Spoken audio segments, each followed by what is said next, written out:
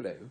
I was a Jehovah Witness for 3 years when I was a teenager, between the years 1972 and 1975. I would like to witness and testify that Jehovah Witnesses indeed believed that the end of the world, that is the Battle of Armageddon, where God will will kill everyone that's not a Jehovah Witness on earth. They taught that that would take place by October 5th, 1975.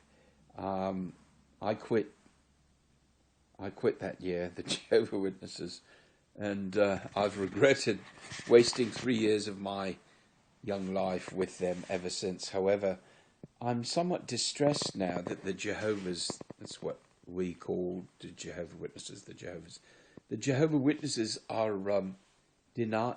these days are denying that they ever looked to 1975 as the end of the world.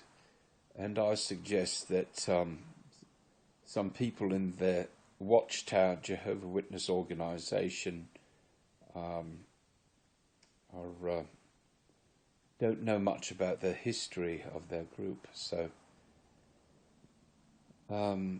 if any of you are thinking, are in the process of being brainwashed by the mind controlled by the Jehovah Witnesses, I would ask that you check out all the dirty laundry about the Jehovah Witnesses online, and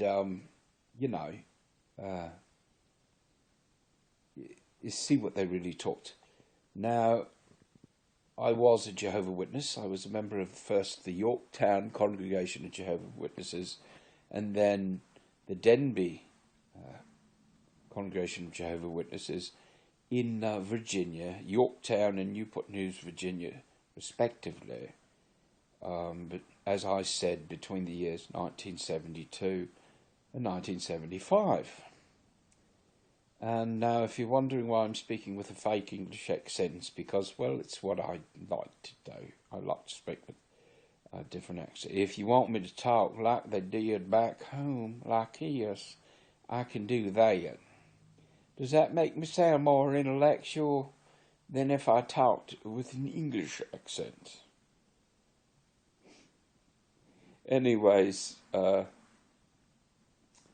all you loyal Jehovah Witnesses out there, I want to say that after I quit the Jehovah Witnesses in 1975, I said to myself, what religion should I join?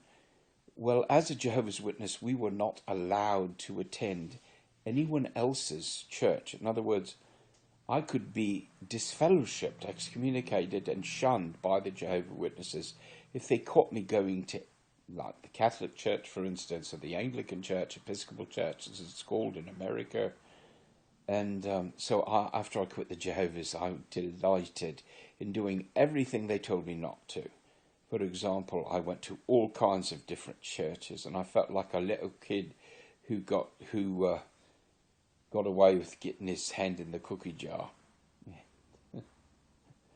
I mean, people my own age was out, having fun, getting laid, and making out and all that good stuff. And here I was with the Jehovah's. I was selling Watchtower magazines and their distortion of the Bible. I think they called it the New World Translation of the Holy Scriptures.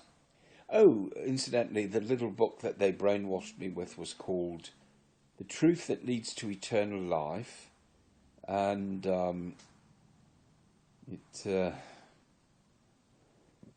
thankfully they quit publishing that. I think it embarrassed them, and I think it was written on like a third grade level. So yeah, I was brainwashed by a mind-controlled toxic cult. Luckily, unlike a lot of the Jehovah's, I got out after scarcely 3 years. So anyways, I joined the Catholic Church, and my idea was, after I quit the Jehovah's, what church, what religion do the Jehovah's hate more than any? I thought to myself, that's the Catholic Church.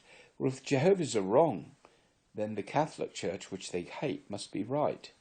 So I went to my first Mass Catholic worship service in March of 1976 at Our Lady of Mount Carmel School on Harpersville Road in Newport News, Virginia, and 1976, and I was accepted into full communion with the Church by His Grace Archbishop James Carney of Vancouver, British Columbia, Canada, on Easter 1980.